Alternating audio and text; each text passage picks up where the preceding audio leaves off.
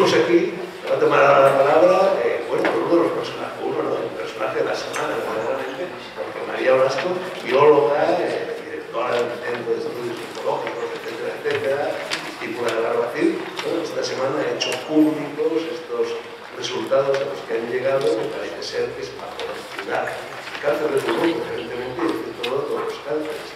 Las células cancerígenas pues tienen mucho que ver con la inmortalidad, porque parece ser que es lo único inmortal que existe sobre la Tierra, y esa inmortalidad, no sé si estoy diciendo barbaridades, María, se debe a la existencia de los telómeros. Ayer hemos hablado también de los telómeros, una especie de capuchones que protegen a las células, en fin, cuando las células empiezan a dividirse y se van deteriorando, y también los telómeros se van cortando, y eso en definitiva pues es el envejecimiento y un poco más allá de la muerte. Las células son inmortales, las células cancerígenas, porque parece ser que tienen una cantidad de telomerasa, lo que protege a los telómeros, es superior a las de las células no cancerígenas, y entonces eliminando esos telómeros de las células cancerígenas, reduciendo sus niveles de telomerasa, seguramente se van a poder curar los cánceres, empezando por el cáncer de pulmón, que son las informaciones de esta semana. Y a través de ahí, siempre utilizando la telomerasa, que es una de las grandes esperanzas que tiene la ciencia para la longevidad de las personas, con la responsabilidad, etc. Como bien se ha dicho bien, es imposible, en fin, y María Blasco ha hecho públicos, justamente esta semana se volvió una rara sintonía, naturalmente nos reinvitamos a participar en este curso, todavía no sabíamos que se iba a llegar a su logro, así que bienvenida María, y estamos todos ansiosos.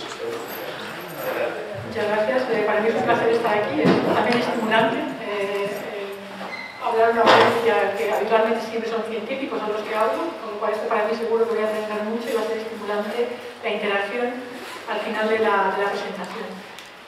Yo he titulado mi charla El origen de la enfermedad, no me refiero al cáncer, voy a referirme al origen de la enfermedad, a todas las enfermedades, básicamente a todas las enfermedades, y esto es porque voy a hablar del envejecimiento, de por qué se produce el envejecimiento, y cómo esto es el origen de las enfermedades y cómo podemos retrasar esto. Las preguntas, por lo tanto, que voy a plantear en mi charla son estas, son muy básicas, creo que han acompañado a la humanidad durante mucho tiempo, como, por ejemplo, ¿por qué envejecemos? ¿Qué sabemos hoy en día de este proceso de envejecimiento?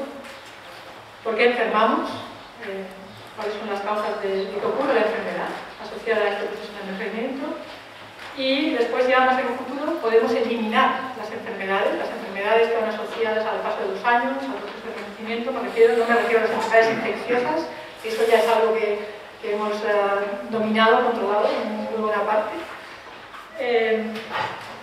Y bueno, la pregunta más importante es, ¿vamos a ser capaces de extender la vida de manera significativa, viviendo más o mejor? Estas son las preguntas de mi charla. He traído una referencia a un cuadro en el Museo del Prado, pues para poner el ejemplo de que este es un tema que preocupa a la humanidad, de este proceso de envejecimiento.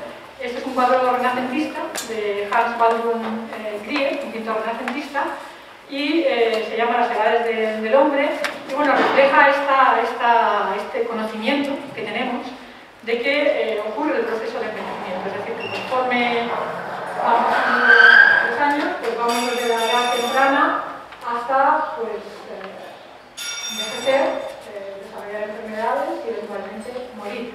En el Renacimiento ya tenían claras dos cosas importantes. Una, que este envejecimiento va asociado al paso del tiempo, y esto lo pone aquí el pintor con un reloj de arena. Nos está diciendo el pintor, esto que ocurre, esta decrepitud que termina en la muerte, ocurre asociado al paso del tiempo. Y la otra cosa que nos dice el pintor está en esta lechuza que hay aquí abajo, que en la pintura renacentista era una simbología de la capacidad para ver el futuro. Nos está diciendo, ojo, cuidado con cómo viváis vuestra vida, porque esto es lo que va a ocurrir. Y a lo mejor, dependiendo de cómo lo viváis, pues ocurrirá antes o después, etc. Pero bueno, esto es, digamos, para indicar que este tema es un tema, yo creo que es un tema muy humanista, intentar entender estos problemas. ¿Qué sabemos hoy en día? Pues sabemos que el envejecimiento, que ya definiré lo que es el envejecimiento, es el mayor factor de riesgo para desarrollar cualquier enfermedad, quitando quizá las infecciosas, aunque también la muerte por enfermedades infecciosas, el riesgo de muerte aumenta con este proceso de envejecimiento, porque disminuye la capacidad de nuestro sistema inmune para luchar contra las infecciones. Pero en este caso es el caso del cáncer. Distintos tipos de cáncer en la población británica, en España es muy parecido, y podéis ver que tanto en hombres como mujeres el cáncer es una enfermedad que, aunque sabemos que ocurre cáncer infantil, es una enfermedad rara. El cáncer infantil se define como enfermedad rara por la poca frecuencia que tiene. El cáncer empieza a aparecer a partir de los 40-50 años y va aumentando el riesgo de sufrir cáncer conforme vamos envejeciendo. Si hay que poner una edad a la cual empieza a aumentar esta incidencia de cáncer, sería a partir de los 40-50 años. ¿De acuerdo? Y esto también me lleva a definir un concepto que se utiliza mucho ahora entre los investigadores que investigamos el tema del envejecimiento, que se llama Health Span, es en inglés, pero lo voy a utilizar porque es el que no lo he visto traducido al castellano, sería como el tiempo de vida sin enfermedad, pero bueno, como que el término científico es Health Span, y podemos decir que para los humanos el Health Span, es decir, el tiempo de vida que estamos prácticamente libres de enfermedades, o que nuestro organismo está perfectamente capacitado para evitar que ocurran estas enfermedades como el Alzheimer, cardiovasculares, cáncer, etc., son 40-50 años. O sea, a partir de aquí algo ocurre, y esto es de lo que voy a hablar, que hace que estas defensas de nuestro organismo celulares pues se abandonen, por decirlo de alguna manera, y empiece este proceso de envejecimiento. Si miramos a cardiovascular, estoy poniendo las dos principales causas de muerte en la población española y en los países en general desarrollados, que son enfermedades cardiovasculares. Esto, de nuevo, por utilizar la misma población, la población británica, incidencia de infarto, de fallo cardíaco. No de infarto, sino de fallo cardíaco. Y pues pueden ver exactamente lo mismo, es a partir de los 40-50 años cuando esto empieza a aumentar, y podemos definir también para esta enfermedad el Health Span 40-50 años. Desde el punto de vista de la investigación en biología molecular, esto es una cuestión fascinante, ¿no? ¿Qué está pasando en nuestro organismo para que de repente aquello que funciona perfectamente deja de funcionar, ¿no? ¿Cuáles son esos mecanismos moleculares? Porque si los aprendemos, si los descubrimos, seremos capaces, obviamente, de modular este proceso de envejecimiento celular. Pero también es una cuestión socioeconómica importante, y esto cada vez también está más en los medios, porque bueno, sabemos que está ocurriendo un fenómeno de envejecimiento demográfico, que aclararé después que no tiene nada que ver con el hecho de que vivamos más años, sino con otros temas. Y este envejecimiento demográfico, de hecho, va a ser uno de los grandes retos de la Comisión Europea, es lo que llaman el envejecimiento saludable, es decir, procurar que vivamos los años más avanzados sin enfermedad, ¿no? ¿Por qué? Ahora pongo los datos de España, pero son muy parecidos a, por ejemplo, a Italia. Indicar aquí que bueno, España e Italia van a ser ejemplos, junto con Japón, de los tres países más envejecidos del mundo en el año 2050. Vamos a ser ejemplo de esta cosa curiosa. ¿Qué está pasando? En el 2009, en España, estos son datos de la Fundación General del CSIC, del Consejo Superior de Investigaciones Científicas de España. Había un 17% de la población con más de 65 años. En el año 2050, un 30% de la población española tendrá más de 65 años. 65 años es una edad a la cual el riesgo de sufrir enfermedades ya es alto. ¿De acuerdo? Esto va a aumentar, obviamente, el gasto sanitario de manera importante, etc. Esta es la pirámide de población española, la previsión en hombres y mujeres, y se observa este fenómeno de que bueno, pues está ocurriendo este envejecimiento no biológico, sino demográfico, es decir, que cada vez va a haber más personas, proporcionalmente, con más de 65 años, y esto, el motivo, no es que ahora digamos más, ojalá sea esto, ¿no? Porque, por ejemplo, como por ejemplo los países nórdicos, los países con mayor esperanza de vida a partir de los 65 años no somos los españoles ni los italianos, son los países nórdicos. Y son también los que tienen... Esto quiere decir el número de vida de años de vida que quedan por delante una vez que cumple 65 años. ¿De acuerdo?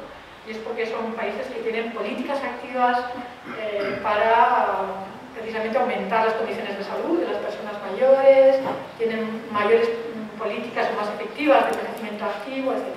Y no van a ser los países más envejecidos demográficamente, como ya he citado, que van a ser más bien España, Italia, en Europa y Japón. El motivo por el cual ocurre este envejecimiento demográfico, que no va a ser el tema de mi charla, yo no soy experta demógrafa, lo quiero citar simplemente porque a veces hay una confusión entre ambos temas, envejecimiento biológico, digamos, y envejecimiento demográfico, y no tiene nada que ver. El envejecimiento demográfico se produce por la falta de nacimientos. Estos es los datos del World Bank sobre el número de niños por mujer, que es como que se mide digamos, el número de nacimientos. Y bueno, pues se ve que en España hay menos de 2 niños que nacen por mujer, y de hecho la situación es muy preocupante en la Unión Europea, quitando los países nórdicos y países como Francia, que tienen políticas activas para fomentar los nacimientos, básicamente ayudando a las mujeres y a las familias económicamente a que vengan más hijos, pero países como el nuestro en España y otros países no hay estas políticas activas y bueno, pues hay un número de nacimientos que, bueno, pues que es insuficiente realmente para sostener una pirámide de la población equilibrada. Pero es un punto que quería hacer importante, yo no voy a hablar de esto, pero a lo mejor en la discusión se puede discutir sobre esto. El envejecimiento demográfico se produce no porque vivamos más, sino porque hay una falta de nacimientos. De hecho, hay un artículo curioso de Economist, que es, como saben, una publicación americana, donde calculaban, en base a los porcentajes de natalidad o las cifras de natalidad de los distintos países del mundo, cuál iba a ser el año al cual iba a desaparecer la población de cada país del mundo.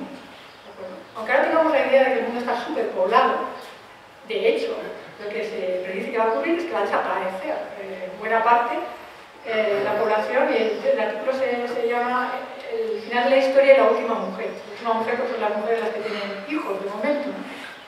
Y bueno, pueden ver aquí en España, creo que está calculado, no sé que primero va a desaparecer la población, pero bueno, otros países, por ejemplo como China, ocurriría antes, etc. Esto es un ejercicio que obviamente no sabemos si va a ser así, pero lo que está poniendo sobre la mesa es un tema que no es mi especialidad, que quizá pueda ser un motivo para otro encuentro que tengáis, que es el envejecimiento demográfico de la población.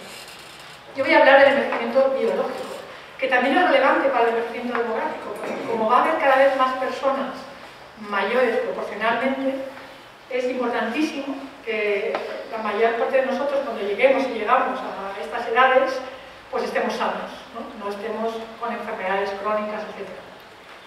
Y de eso es lo que voy a hablar. Voy a hablar del envejecimiento biológico como causa de las enfermedades.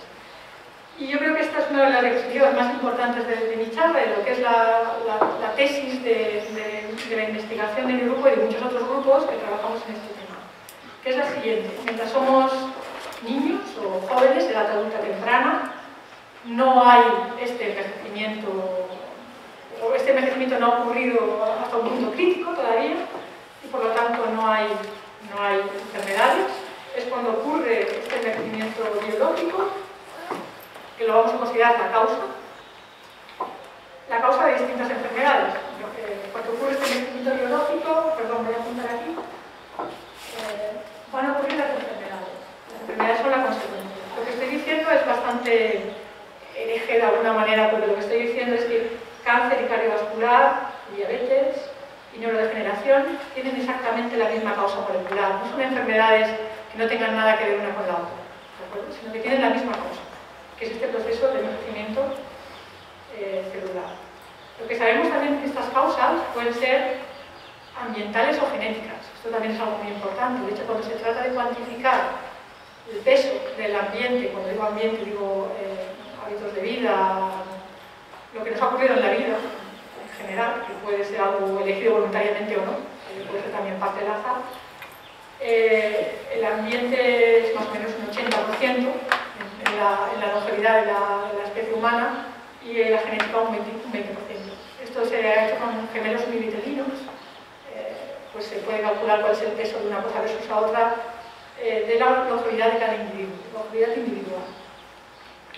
Y bueno, obviamente si sabemos cuáles son estas causas genéticas y ambientales, podremos intervenir en teoría sobre ellas, hacer intervenciones terapéuticas, y si lo que decimos es correcto, lo que estaríamos haciendo sería aumentar el tiempo de vida de juventud biológica, no juventud cronológica.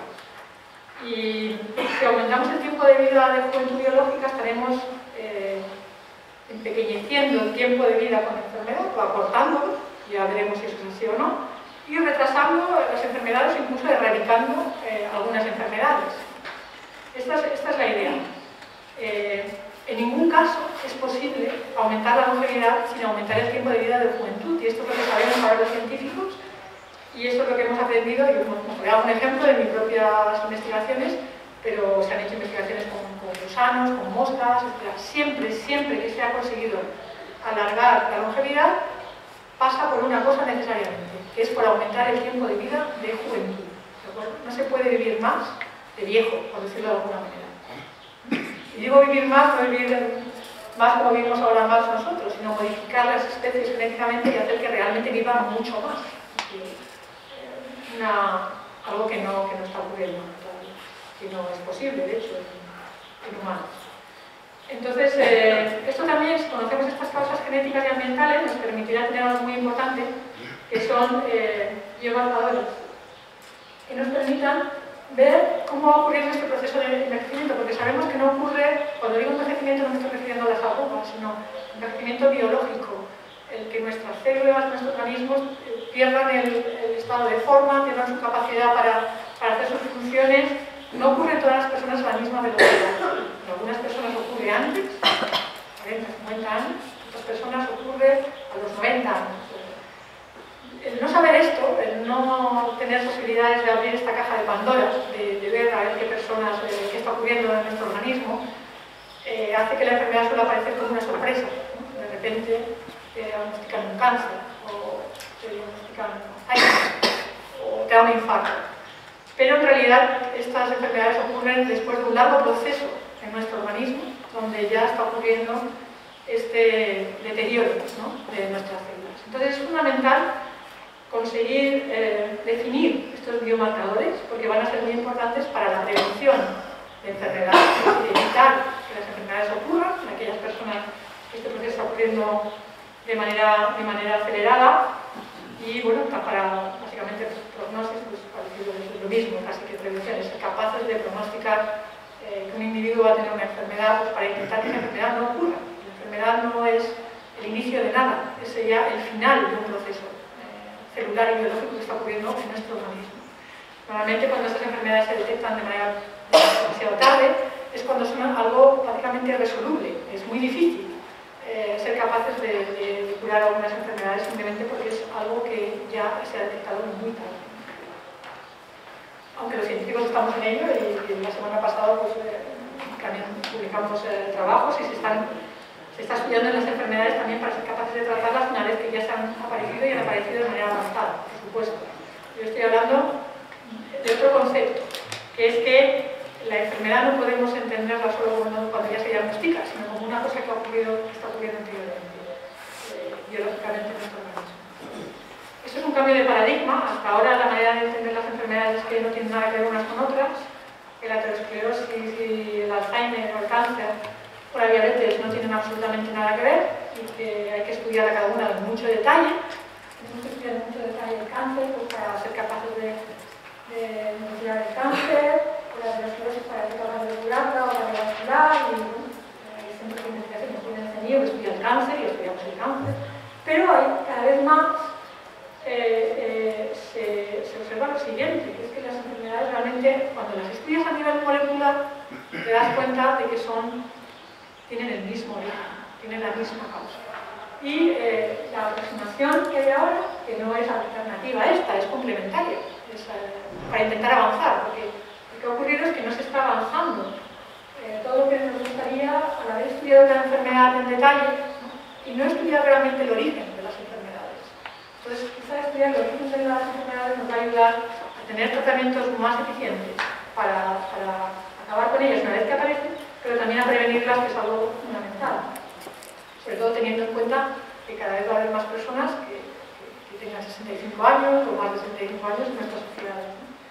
Entonces, este cambio de paradigma es que este proceso de envejecimiento biológico es la causa de las enfermedades, con lo cual tenemos que entenderlo para diseñar intervenciones terapéuticas que vayan a enlentecerlo, que pueden ser también cambios en el modo de vida, porque he dicho antes que el modo de vida, el estilo de vida, es uno de los factores importantes en determinar este proceso de envejecimiento. ¿Cuáles son estas causas moleculares del envejecimiento? Yo diría que la investigación en envejecimiento seria ha empezado más o menos hace 2 décadas. Ha habido investigación en envejecimiento hace más tiempo, pero muchas teorías sobre el envejecimiento, pero poca investigación seria, sólida detrás. Desde hace 2 décadas, la investigación en envejecimiento es uno de los temas estrellas de la investigación biomédica. Se publican trabajos de altísimo nivel en las mejores revistas y son investigaciones muy sólidas. En esta revisión, en la que estuve la suerte de participar, junto con otros 3 científicos españoles, tengo que decir que en España es un país donde tenemos líderes internacionales en estos mecanismos moleculares del envejecimiento. En una revista que es quizá la más importante en el área de biología, se llama Cell, es una revista americana, revisamos lo que consideramos que eran las rutas moleculares que tenían demostración sólida, de tal manera que demostración sólida para nosotros era que si las alterabas conseguías alargar o acortar la vida. Cuando digo alargar la vida, es alargar la vida por encima del límite biológico de la especie. Si un gusano vive 10 días, puede hacer que viva 80% más. O sea, estoy hablando de intervenciones que, como digo, en humanos no somos capaces de hacer, o no se han hecho nunca, por supuesto. Entonces, estas serían las rutas. No voy a describirlas en detalle, porque creo que tampoco es necesario, pero voy a hablar de una de ellas, que además ya se ha mencionado, que ayer se habló de ella, ¿no? Que es además mi tema de trabajo durante hace más de 20 años, que son la erosión de unas estructuras que hay al final de los cromosomas, que se llaman telómeros. Además, en esta revisión definimos que estos telómeros son una de las causas primarias del envejecimiento celular. ¿Por qué? Porque desencadenan otras causas del envejecimiento, que están aquí en color amarillo, como son la inestabilidad genómica, que es que nuestro genoma se vuelve inestable, empiezan a ocurrir aberraciones de nuestros cromosomas y eso puede llevar al cáncer o puede llevar a otras enfermedades.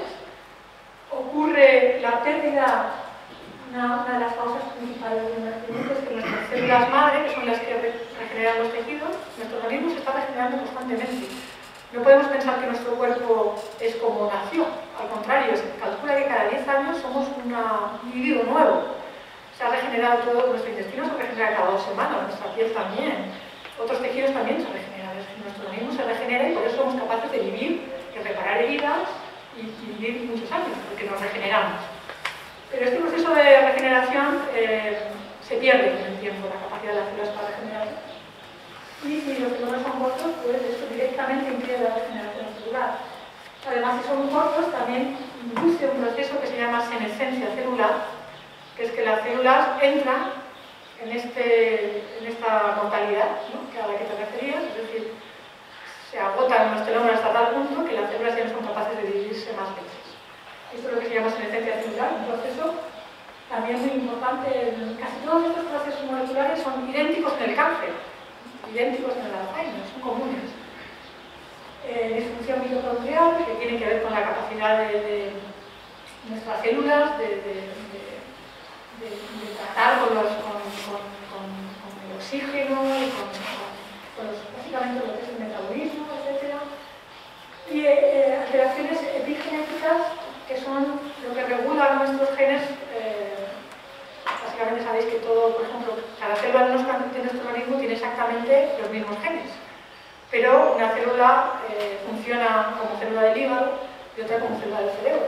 Esto es gracias a la epigenética, que quiere decir lo que está por encima de la genética, lo que define la identidad de nuestras células. Eso también se puede ver alterado por este proceso de agotamiento de los telómeros. ¿Qué son estos telómeros? Aquí, esto lo he sacado de internet, es un dibujo, es una cosa muy simple, pero lo que tenemos que pensar es que cada una de nuestras células tiene una copia de todo el material genético. Los genes están en estas estructuras que parecen aspas cuando las ves al microscopio, que son los cromosomas. Y al final de los cromosomas justo hay unas estructuras que no contienen genes, son secuencias de ADN repetido, es como una especie de cosa inútil, aparentemente, ADN repetido, que forman, gracias a la unión de unas proteínas, y no voy a hablar de ello, pero eso fue el trabajo de la semana pasada, hay unas proteínas que forman un escudo que se llama shelterina, del inglés sheltering o shelter o protección, y este escudo básicamente es esencial para mantener los genes y el cromosoma.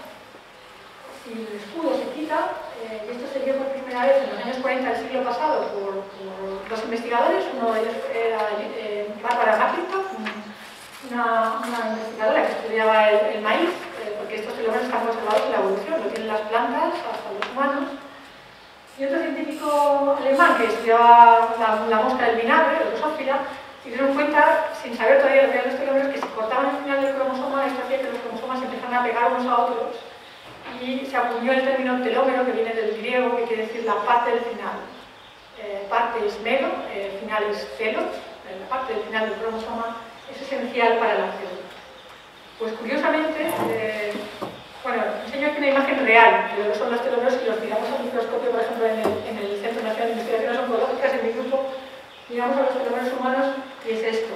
Aquí lo que hacemos es un ajuste en estas estructuras, los cromosomas, y los telómeros aquí los estamos viendo con una sonda fluorescente que se une a las repeticiones de los telómeros y los vemos, incluso los podemos cuantificar, su longitud, por ejemplo, es los telómeros, que son tan importantes, curiosamente la vida ha sido diseñada de tal manera, ¿de acuerdo?, que se van erosionando conforme va ocurriendo la vida. Asociado al mismo proceso de la vida, saben que está el proceso de la duplicación del material genético. Para que de una célula madre salgan dos células hijas, se tiene que hacer una copia exacta del material genético, que es el ADN, que saben que es una hélice con dos hebras.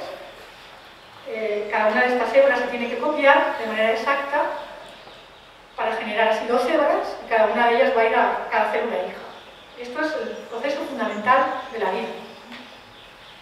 Y pues justo al final de la cadena molde, digamos, la cadena del molde de la cual se hace la réplica, justo en el material del final, por cómo está diseñada la maquinaria de copiado o de replicado del ADN, no se copia, se deja sin copiar. Porque ahí hay unas proteínas que se enganchan, pero no se enganchan del todo bien, y al final pues se va acortando, esto se va erosionando poco a poco. No es que se erosione, es que de hecho se acorta porque no se copia. Con cada ronda de duplicación celular vamos teniendo moléculas de ADN un poquito más cortas, un poco más cortas. Y esto que se acorta son los telómeros, esto que es tan importante. En los años 70 del siglo pasado, una serie de investigadores, entre los cuales estaba Elizabeth Blackburn, Jack Szostak y después también Carol Dreyer, se dieron cuenta de que tenía que haber algo que fuera capaz de compensar esto, porque si no, ¿cómo era posible la vida? ¿Cómo era posible mantener las especies? Si no hay alguna cosa que compense esta erosión, lo que ocurriría sería que al cabo de una generación ya no habría especies, ¿no? Tiene que haber alguna actividad enzimática que sea capaz de compensar esta erosión de los telómeros, y de hecho la buscaron y la encontraron, y es la actividad telomerasa, que también se ha citado aquí antes. Este descubrimiento, que fue en 1985, recibió el Premio Nobel de Medicina o Fisiología en el 2009.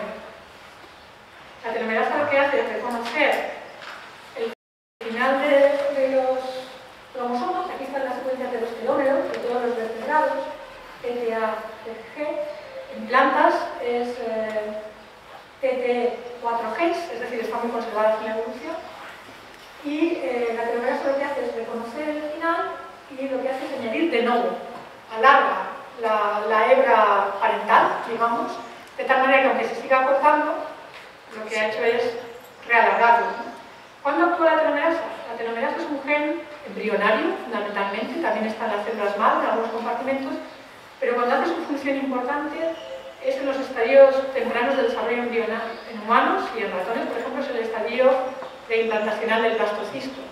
En este momento, cuando las células son de hecho pluripotentes, cada célula de este embrión puede dar lugar a cualquier órgano o tejido y es capaz ella sola de generar un organismo entero.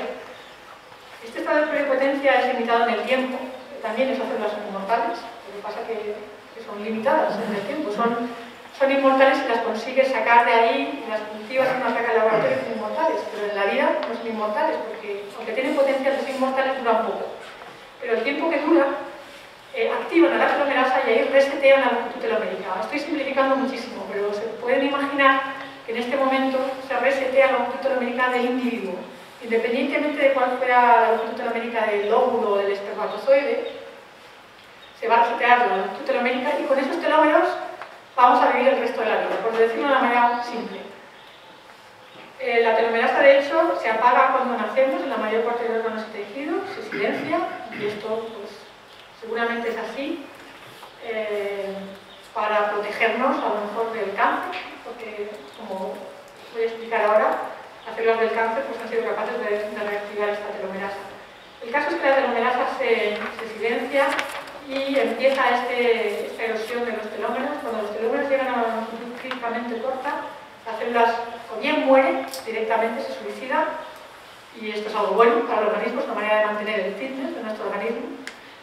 Por ejemplo, en el cáncer, uno de los problemas es que esas células no se suiciden, continúan ahí con todo el daño que tienen, ¿no? Pero otras entran en esta senescencia celular, que es que se quedan como inactivas, no se dividen.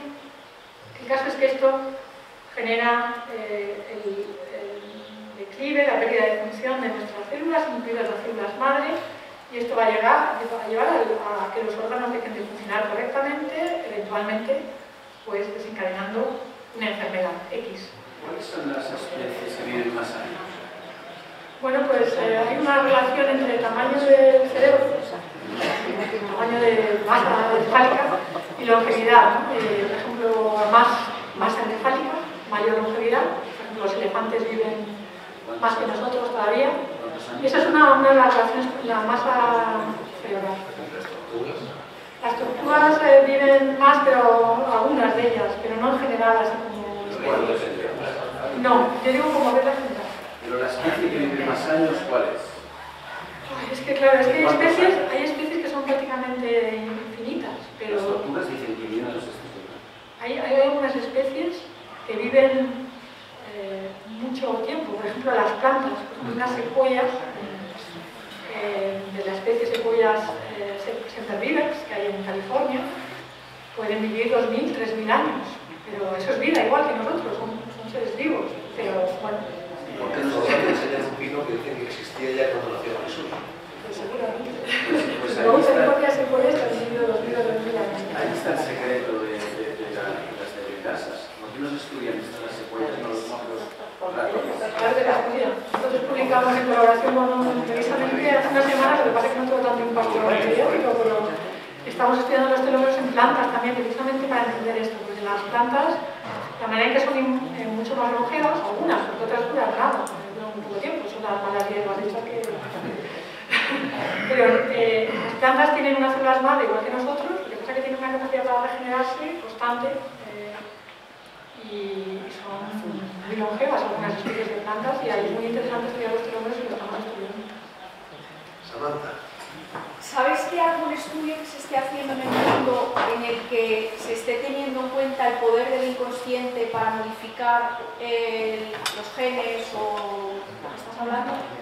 Pues los genes, el ser no se puede modificar, porque la única manera de modificarlos es con ingeniería genética, cortando y pegando cosas, ¿no? Pero se puede modificar la función de los genes a través de mecanismos epigenéticos, ¿de acuerdo? Y ahí pueden estar influidos por cosas como la nutrición, por factores psicológicos, por supuesto, todo eso puede modificar la función de los genes.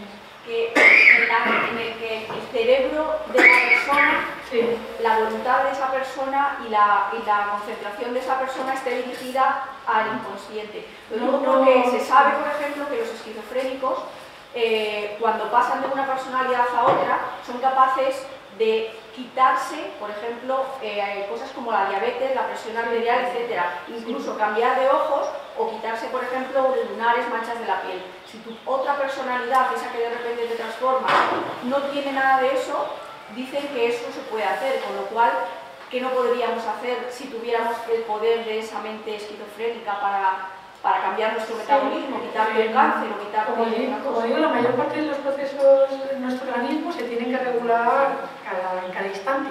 Y comemos, hay que procesar la alimentación. Y el cerebro realmente, como hace esto, como regula el control de los genes, suele ser a través de las hormonas. Las hormonas son las que van y controlan los genes, ¿no? Y hacen que podamos que haya insulina y que podamos asimilar la glucosa, etc. Y ahí conocemos muy precisamente cómo esta hormona va y se une a este gen y hace que se exprese esto. Las hormonas son uno de los mecanismos, son esos mensajeros, ¿no?, que conectan lo que ocurre en nuestro cerebro con lo que ocurre en el organismo. Por ejemplo, no sabemos tanto, yo creo, sobre lo que tú estás mencionando, ¿no?, como cosas como la esquizofrenia o cualquier trastorno mental que obviamente está alterando cosas en nuestro cerebro, cómo eso afecta al organismo. Yo no sé si sabemos tanto detalle, ¿no? Yo creo que seguramente lo más estudiado es el tema de las hormonas porque se sabe precisamente cómo lo hacen, ¿no? Sí, porque es un trastorno, lo llamamos trastorno, pero en realidad es un poder. Porque quitarte de repente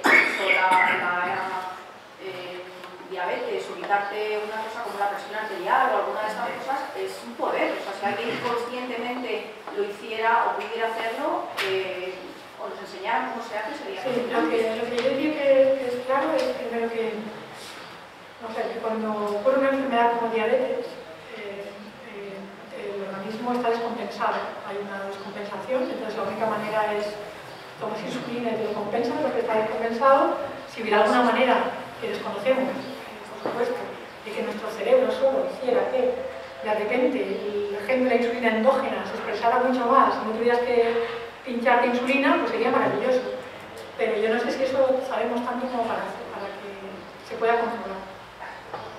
Suele decirse que un cáncer de una persona joven se desarrolla mucho más deprisa que una persona anciana. Al mismo tiempo, se supone, por lo que has dicho, por lo menos por lo que yo he querido entender, que una persona joven tiene los telómeros en mejores condiciones. ¿Por qué va más deprisa entonces el cáncer? Precisamente, bueno, en parte precisamente por eso, porque una vez que ya ha ocurrido el cáncer, una vez que ya está el cáncer, es decir, que ya ha habido una célula que ha escapado a morirse cuando tenía que morirse, que tiene daño, etcétera, que ha activado la telomerasa, tiene los telómeros largos y bueno,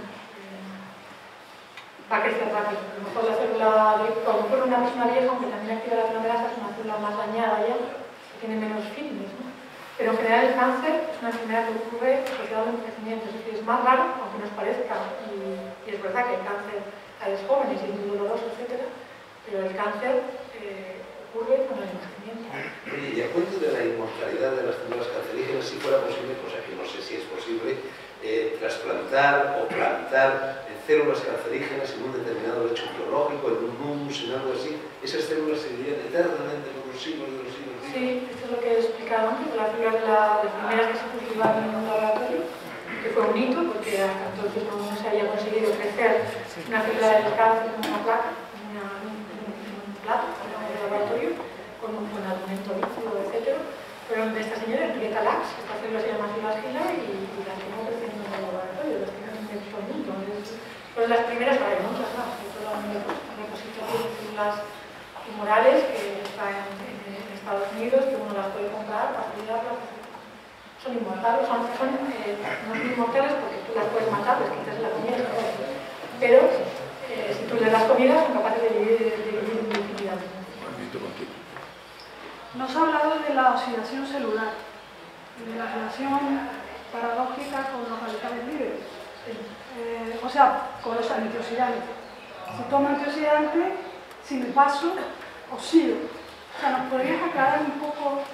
Sí, yo soy muy escéptica con esto de los antioxidantes, tengo que decirlo abiertamente, porque cuando se han hecho los experimentos en ratones, por ejemplo, uno de los momentos claves yo creo que fue cuando se generaron unos ratones que tenían aumentados todos los genes que nos protegen de los radicales libres. Hay unas enzimas que nos protegen de los radicales libres.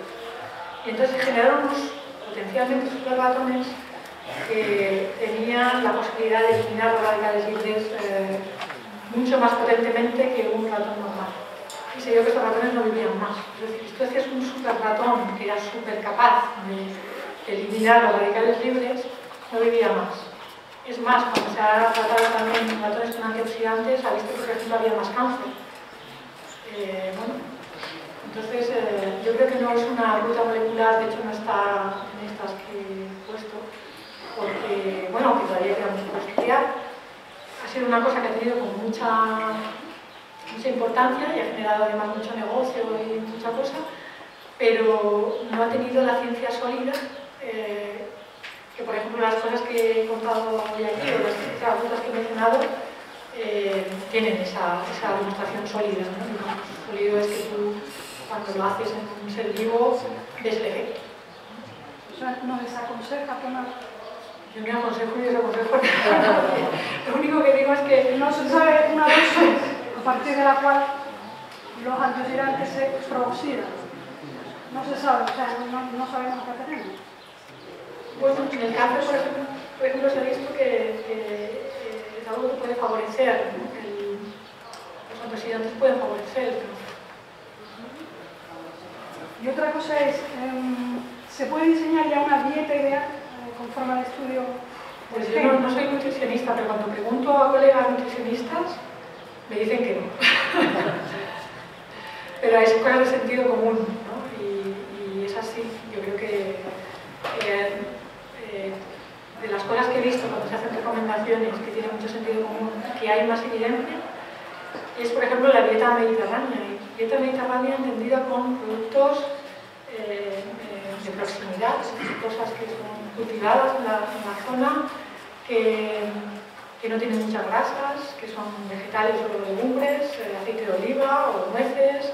Todo esto hay trabajos muy serios científicos que tienen un impacto en retrasar las enfermedades cardiovasculares, etc. Y es una de las cosas más claras que hay ahora mismo en cuanto a trabajos científicos. Yo he leído que actores y gentes de Hollywood, personas así, están ya tratándose antes con telomerasa. Eso es así. Y sin prepararlo. Primero, no hay ningún... ¿Y cómo es la telomerasa fuera de los telomeros? Sí, no hay ningún tratamiento de potencia farmacológico todavía con telomerasa. O sea, hay un complemento nutricional que no es que sea un... Bueno, no sé si es un bulo o no es un bulo. Nosotros, de hecho, hicimos un trabajo en ratones, dando a los ratones este principio activo que se saca de una planta, de una raíz. No es un fármaco, por lo tanto, no es una activador de telomerasa potente. Aquí en ratones, cuando ponemos telomerasa, la ponemos como 10 veces más. O sea, realmente ponemos telomerasa y alargamos los telómeros y vemos estas cosas. Con estos suplementos nutricionales se activa la telomerasa de 1 vez y media a 2 veces. O sea, es muy ligero. Y en ratones lo que vimos es que, primero, no mataba a los ratones, los cuales son buenas noticias. Los ratones vivían normal, no vivían más.